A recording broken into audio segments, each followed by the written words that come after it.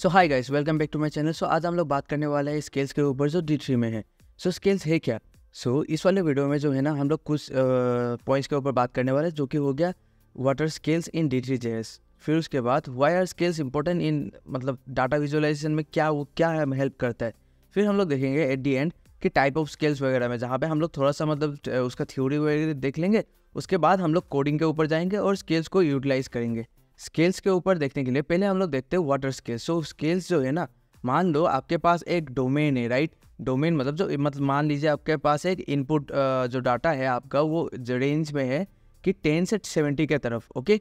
सो उसके बाद मान लीजिए आपका जो मतलब आप जो वेब पेज बना रहे हैं या फिर जहाँ पे भी आप उसको विजुअलाइज करने वाले डाटा को, उसमें आपको पिक्सल्स में आपको दिखाना है। सो ये ना हम लोग को वो जो है ना डाटा को हम लोग को उसको ट्रांसफॉर्म करना होगा। तो स्केल्स उसी में आपको हेल्प करता है। वो एक फंक्शन है जो कि मैप करता है वो पर्टिकुलर टाइप ऑफ डाटा को, इनपुट को, वो जो विजुअली आप रिप्रेजेंट करना चाहते हो उस आउटपुट के रेंज में। सो यहाँ पे हम लोग देख सकते हैं कि हमारा जो डोमेन है ना, इनपुट जो है वो हमारा लाई करता है रेंज 10 to 70 तक।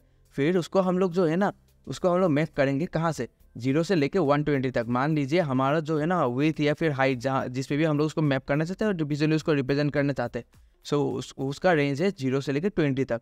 सो स्केल्स हमारे उस काम के में हेल्प करेगा।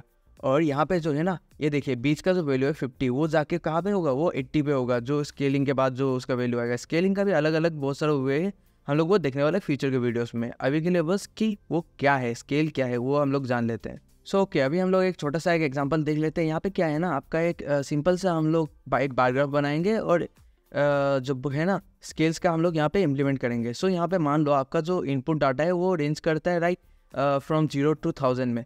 लेकिन जो हमारा जो है ना, जो हम लोग विजुअलाइज करेंगे और जहाँ पे हम लोग बार चार्ट बनाने हैं, उसका हम लोग को वो ना पिक्सल्स में है। पिक्सल्स में हम लोग क्या करेंगे ना, उसको जो हाइट हम लोग रेंज करना चाहते हैं, मान लो 100 से लेके 500 तक, ओके। सो उसके लिए हम लोग क्या करेंगे ना, इसको एक मतलब जो है ना स्केलिंग करेंगे, यहाँ पे लीनियर स्केलिंग करेंगे और उसका जो है ना ऐसा टाइप का कुछ एक आपका जो है बार ग्राफ बन जाएगा। चलो अभी ये तो हो गया आपका थ्योरी पार्ट। अभी हम लोग देखते हैं कोड में हम लोग इसको कैसे इंप्लीमेंट करने वाले हैं। ओके, सो फिर अभी हम लोग देख लेते हैं कि why should we use scale, right. So scale क्यों हम लोग यूज़ करना चाहिए हमें, तो वो मेनली होता है कि जो एक्यूरेट डाटा रिप्रेजेंटेशन के ऊपर, राइट। क्योंकि 10 to 70 वो हम लोग किस में जाना चाहिए, फिर उसको जो कंसिस्टेंसी है ना विजुअलाइजेशन में, उन सबको ये बहुत ही अच्छे से उसको हैंडल करता है। और फ्लेक्सिबिलिटी भी मिलता है उसको। स्केलिंग जो फंक्शन हम लोग को मिल जाता है, उसको हम लोग फिर बार बार कहीं और पे भी हम लोग यूज़ कर सकते हैं with the same domain and same range के साथ, जो है ना। और फिर जो है हम लोग उसको कैलकुलेशन के साथ भी हम लोग खुद से भी कर सकते हैं। लेकिन ये जो है ना यूजिंग स्केल हमारा जो है ना काम बहुत ही आसान कर देता है वो, और कॉम्प्लेक्स कैलकुलेशन से हमें बचाता है वो। इसीलिए हम लोग, मैं बोलता हूँ कि आपको स्केलिंग आपको यूज़ करना चाहिए। बहुत ही ये बेसिक सा कॉन्सेप्ट है आपका D3 में।